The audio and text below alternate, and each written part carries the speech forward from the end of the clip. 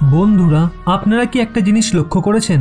এই যে fighter jet, aircraft carrier, nuclear reactor ইত্যাদি তৈরি হয়, এগুলোর দাম কেন এত বেশি হয়? এই যে আমেরিকার একটা স্টেলথ ফাইটার জেট F-35 রয়েছে, এর দাম কেন আকাশ ছোঁয়া? আপনারা হয়তো বলবেন এর advance technology, manufacturing cost, maintenance, এগুলোর জন্য F-35 এর দাম আকাশ ছোঁয়া হয়ে গেছে। কিন্তু না বন্ধুরা, এটাই মেন কারণ না। আমেরিকা প্রথমে F-22 র্যাপটার বানায়, সেটার জন্য অনেক পয়সা খরচ হয়, কিন্তু যখন তারপর সেটা ডাউনগ্রেড অর্থাৎ সিঙ্গেল ইঞ্জিনের ছোট মডেল বানায় F-35, তখন আরো বেশি পয়সা কেন খরচ হয়?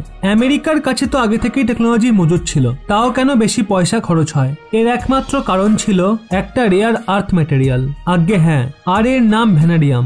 আসলে ভ্যানাডিয়ামের ব্যবহার দুনিয়ার অনেক দেশ করে, কিন্তু এটা আছে কিছু সংখ্যক দেশের কাছে, আর এর সবচেয়ে বড় ভান্ডার হলো চীন। তাই এই রেয়ার আর্থ ম্যাটেরিয়ালের ওপর চীনের একরকম অধিকার আছে, আর চীন নিজের ইচ্ছা মতো এটাকে বেচতে পারে। যত ধরনের নিউক্লিয়ার রিঅ্যাক্টর রয়েছে যেগুলো থেকে বিদ্যুৎ উৎপন্ন হয়, আপনি নিউক্লিয়ার রিঅ্যাক্টর সম্পন্ন কোনো এয়ারক্রাফট ক্যারিয়ার বানান, নিউক্লিয়ার রিঅ্যাক্টর সম্পন্ন কোনো সাবমেরিন বানান, সবেতে এই ভ্যানাডিয়ামের ব্যবহার নিশ্চিত রূপে হয়। ভবিষ্যতের জন্য যত যুদ্ধবিমান তৈরি হচ্ছে, যেমন এখন যে স্টিল যুদ্ধবিমানগুলো তৈরি হচ্ছে, সবেতে এই ভ্যানাডিয়াম ব্যবহৃত হবে। এটাকে স্টিলের সঙ্গে মেশালে স্টিল আরো মজবুত হয়ে যায়। আর নিউক্লিয়ার রিঅ্যাক্টরের জন্য তো এটাকে আদর্শ ম্যাটেরিয়াল বলে মনে করা হয়, আর দুনিয়াতে তার প্রচন্ড কমতি রয়েছে। এটাকে সুপার এক্সপেন্সিভ ম্যাটেরিয়ালের মধ্যে একটি বলে মনে করা হয়। আর এটা কতটা রেয়ার সেটা আপনি এই কথার মাধ্যমে বুঝতে পারবেন।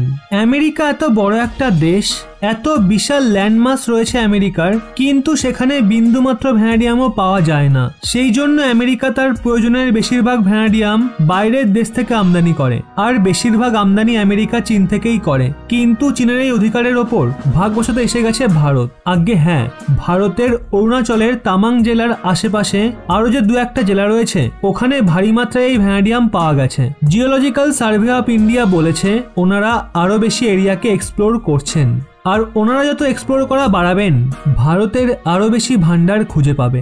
আর বিশ্বাস করুন, ভ্যানাডিয়াম যার কাছে থাকবে, সৈন্য সুপার পাওয়ার হতে সে অনেক সহায়তা পাবে, কারণ এর সাহায্যে ভারত সস্তায় হাতিয়ার তৈরি করতে পারবে, আর ভীষণই মজবুত হাতিয়ার বানাতে পারবে। বিশেষ করে নৌসেনার জন্য যে এয়ারক্রাফট ক্যারিয়ার রয়েছে, সেটাকে ভারত অনেক সস্তায় বানাতে পারবে, যদি ভারতের কাছে এর ভান্ডার থাকে।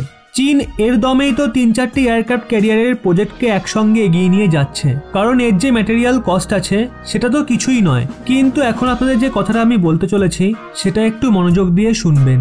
এই বিষয়টা তো একদম পরিষ্কার যে ভারত ও চীনের টক্কর 2030-40-এর পর নাম্বার 1 পজিশনের জন্য হবে। তাই এক্ষেত্রে চীন সম্পূর্ণ চেষ্টা করবে ভারতকে রেয়ার আর্থ ম্যাটেরিয়াল এক্সপোর্ট করা বন্ধ করতে।